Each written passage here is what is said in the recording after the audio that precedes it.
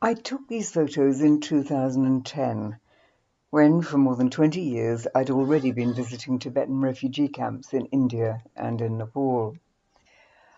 Although I've seen dogs in dreadful conditions in many parts of the world, in Tibetan camps I've usually found them to be remarkably well cared for, considering the difficulties of life there. On my early visits to Dharamsala in India, I often came across dogs called amtong, meaning ears that stick up. I spent many long treks in search of the true Tibetan Apsos, only to find that most were Spitz types, sometimes very like the Indian Spitz. One belonged to my friend Tenzin Losay.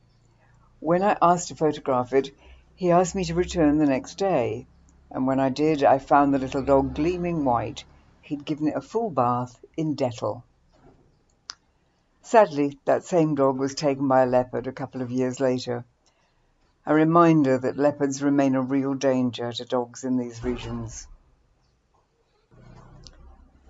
In Nepal, many camp dogs are chained during the day.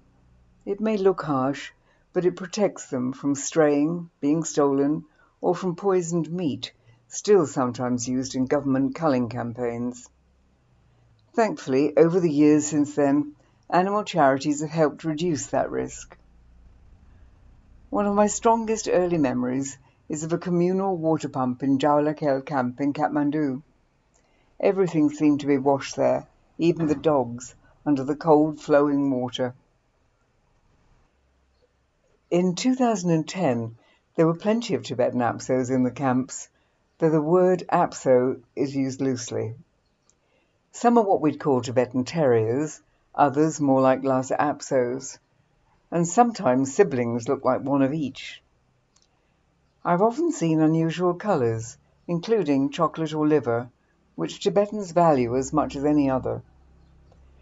I've visited Taxiling and Hayenja camps near Pokhara on numerous occasions since 1991, but sadly the number of truly typical Tibetan dogs has diminished over time.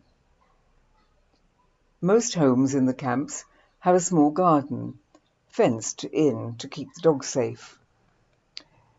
In Tashiling, I once met an elderly Apso Spitz cross, kept in superb condition, as well as a German Shepherd, and even a fine sighthound of mysterious origin.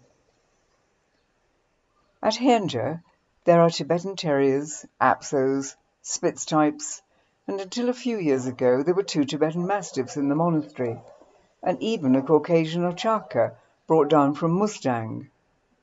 All were in excellent condition and wonderfully friendly, even the goats and rams who had travelled all the way from Tibet.